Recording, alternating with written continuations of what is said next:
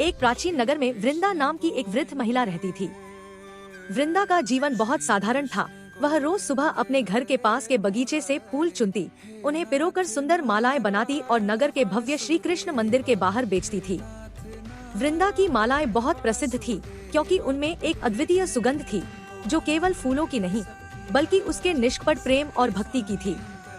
एक बुधवार की सुबह मौसम अचानक बिगड़ गया। तेज हवाएं चली और मूसलाधार बारिश होने लगी। सारे दुकानदार और तीर्थयात्री डरकर अपने घरों को लौट गए। मंदिर के पुजारी ने भी दरवाजे बंद कर दिए। वृंदा के पास आज की सारी मालाएं बची हुई थी। वह एक छोटे से कोने में बैठी थी जहां बारिश की बूंदें उस पर पड़ रही थी। उसके दिल में एक भी शिकायत नहीं थी। वह मन ही मन बोली, हे मेरे कान्हा, आज कोई भक्त आपकी सेवा के लिए नहीं आ पाया। पर क्या हुआ? आपकी सेवा तो कभी रुकनी नहीं चाहिए। वृंदा ने अपनी आंखें बंद की और अपनी सारी बची हुई मालाओं को छाती से लगाया। वह एक एक करके मालाएं खोलने लगी और भीगी हुई ठंडी जगह पर बैठी हुई प्रभु के भजन गाने लगी। उसकी आवाज बारिश के शोर में भी स्पष्ट थी। वृंदा अपनी भक्ति में इतनी लीन थी कि उसे अपने आसपास की सुध नहीं रही। वह हर माला को देखते हुए गा रही थी जैसे वह स्वयं श्री कृष्ण के गले में पहना रही हो।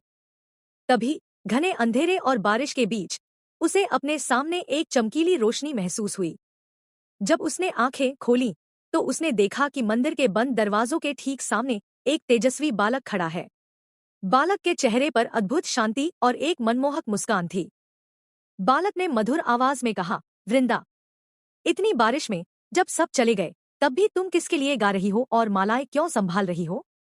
वृंदा ने आंसू पोंछे और विनम्रता से उत्तर दिया, बेटा, आज कोई नहीं आया, पर मुझे पता है कि मेरे ठाकुर जी यहीं हैं।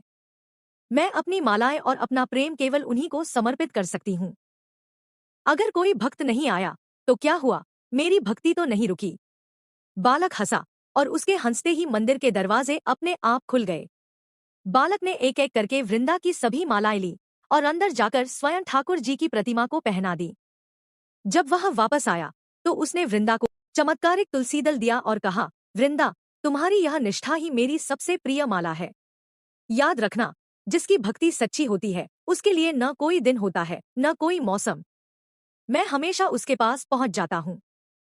इतना कहकर वह बालक उस तेज रोशनी में विलीन हो गया।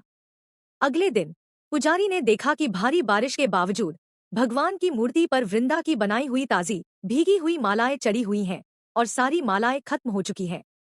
यह देखकर सभी हैरान रह गए। वृंदा समझ गई कि यह बालक कोई और नहीं, स्वयं उनके बाके बिहारी थे।